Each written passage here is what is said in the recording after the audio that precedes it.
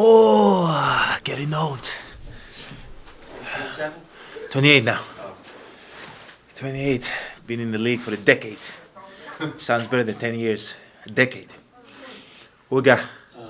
Just for you, Where's Jim? it's not here. I know, we'll get us all together. So, Brooke, only bucket of the game is that final bucket. That's the only bucket. It's the only one he had. Where is Brooke? That's big time. It's the only one. That's big time.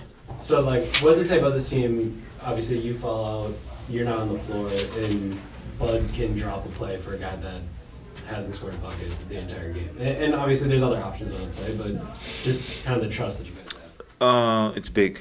First of all, I didn't know that it was the only bucket for Brooke, but that says a lot about Brooke because you didn't feel it. Like he kept playing, kept defending, kept rebounding for the team, kept playing great basketball for the team. And, at the end of the day, he got rewarded by that bucket, at the end and gave us a win. But in the last play, obviously there's a lot of options in that play.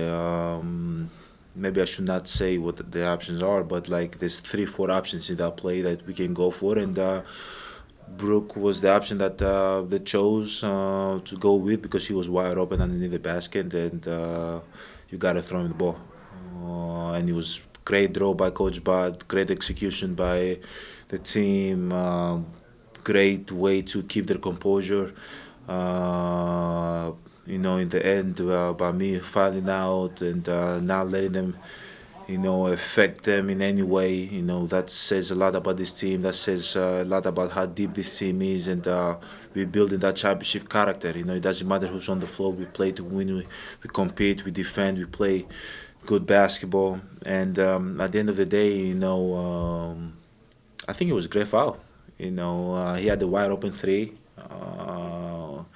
Tried to contest it, couldn't get there in time and fouled him, but he missed all 3 free throws, and I think it gave energy to the team, because, we could just let him line up a wide open three, and he probably would have made it because he's been hot the last 5-6 games, but we didn't, we tried to contest it, obviously it did not work in our favor, but, as I said, basketball gods, if you compete hard, they reward you at the end, and that's what happened today. That's what happened in Brooks' case. That's what happened in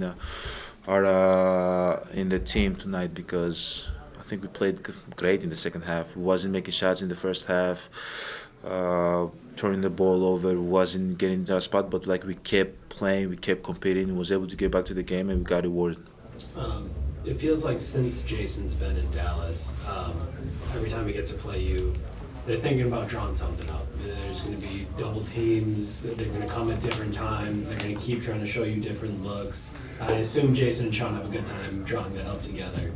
But for you, going into a game like this, knowing that you're going to see that different stuff, like what's kind of your game plan? I know it's to make the right play, but it's a lot of unusual things that they're probably going to throw at you. At the end of the day, it's just crazy because like when you wake up in the morning, you're excited for the game.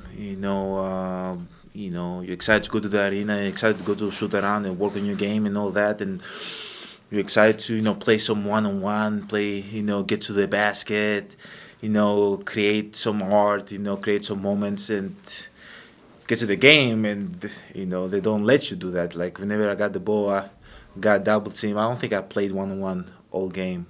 I didn't have the opportunity to, and it's okay. Thank God I'm mature enough to be able, once I see the double team, just swing it the other way. Because I know that, if the ball is moving, they have to move, they have to chase, they have to rotate, they have to close out, and my teammates have the opportunity to create the open shot, or a drive a kick, or somebody get to the paint.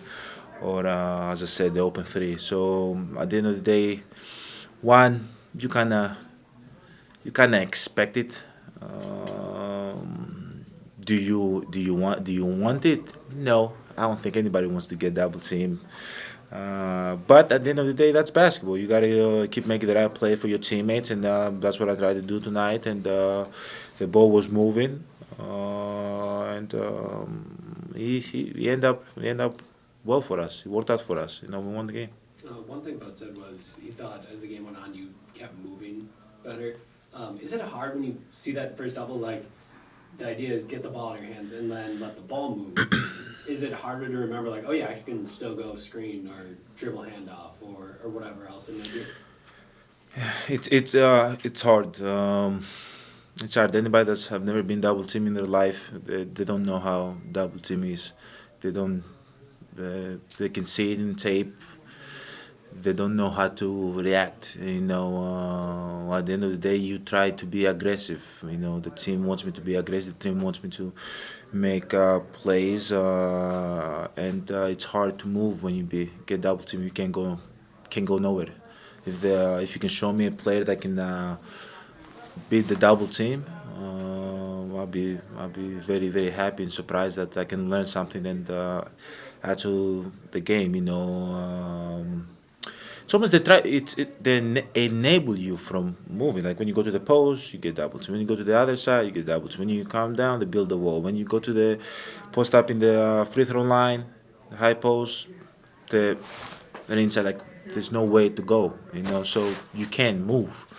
But at the end of the day, I think as the game went on, I was able to find my teammates better, kind of swing the ball, go say one roll, dribble handoffs, just kind of move them.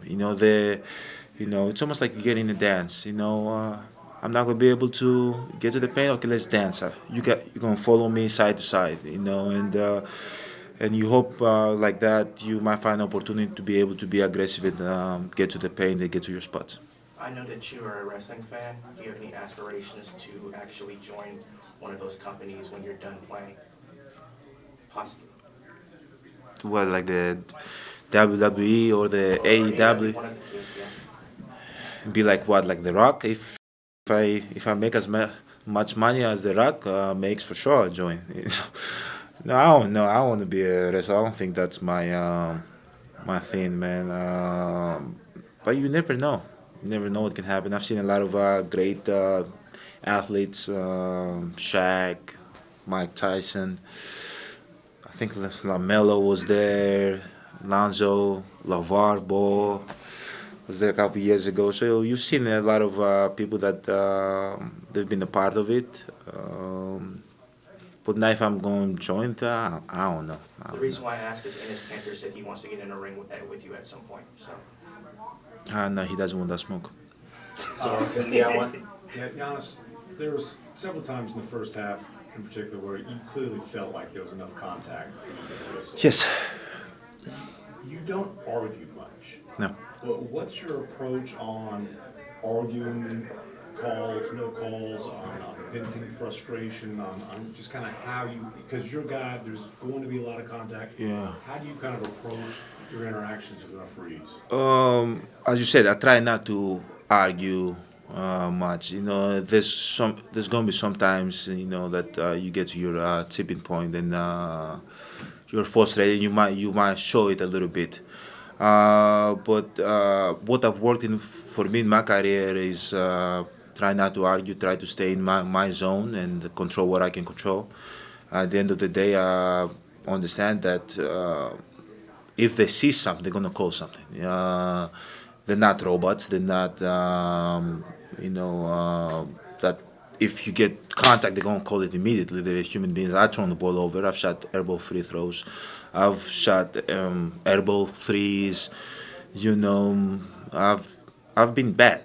I've been bad and I've been good sometimes. But it's the same for the referees. Sometimes they're gonna be good. Sometimes they're gonna be bad, and they don't want to be bad. They just miss calls. And I think I'm a player that's kind of hard to be refereed. Because I create so much contact, and sometimes when you try to play through that contact, you don't flop as much, you don't show it as much. They believe that you can play through it, but at the end of the day, as I said, I understand that they're human, they're not robots. They're trying to make as much as they can the right call. That's their job. That's what they're trying to do. Like us, we're trying to make as many baskets as we can, but we're gonna miss sometimes. And try not to argue. I try to control what I can control. And I'm good. I believe I get calls. So I try not to complain. They don't miss so much. Obviously, you do, I think you lead the league in free throws, which is your style of play. Do you think that your approach kind of helps you with the referees, or do you think if you're more aggressive towards them, you feel pressure to give more whistles? I don't know. I don't think being aggressive towards them will help you in any way. They're human. They have emotion. Like if you talk bad at them, they don't forget. I know that it's their job to call the game as they see it and do the right calls, but they're human. And I'm a person that I don't like to go up to the referees and like kiss the butt and talk to them and kind of like that's not my personality. I feel like even they know that's fake when I do it. So I just kind of stay in my lane. I try not to disrespect them as much as I can. I've never argued about referees. I will never argue about referees in my career because that's not who I am. Because I can't control that. I can control my shots, my turnovers, my the plays I create on the court. But as I said, I try to kind of stay in my lane and be respectful as much as I can. When you fouled out at the end of the game, what did you tell the bench and the rest of the team to kind of keep them motivated, even if you were out of the game? No, not much. I didn't say nothing. I just kind of went to the bench. What was kind of the morale on the bench? It was great. It was great. We've been here before. This is not the first time I've been fouled out. I've been fouled out 3-4 other times with 2-3 minutes to go, and the team was still able to win the game. There's nothing new here. It doesn't matter if a player goes down, we just keep on playing. We are a championship level team. We're going to try to figure out ways to win, ways to get stops, ways to score. No matter who's out on the court, if it's the first guy, if it's the 15th guy, we play to win. We compete. We leave everything on the floor, and that's what they did. And the basketball guys was on our side today. The Dallas Mavericks was able to miss some free throws, and we took advantage of that. We were able to close out the game. But it doesn't. Our kind of attitude, energy does not go down. We just kind of stay leveled. We saw you shooting free throws after the game. There's probably a little salt in the wound for any Mavs fans or reporters that saw that. I've been doing that for probably like 12 to 15 games now. It's part of my routine. I try to make 250 free throws a day. It's been helping me. I'm more confident. I'm shooting it better, and I'm going to keep doing it. Keep working on it. That's why I do it.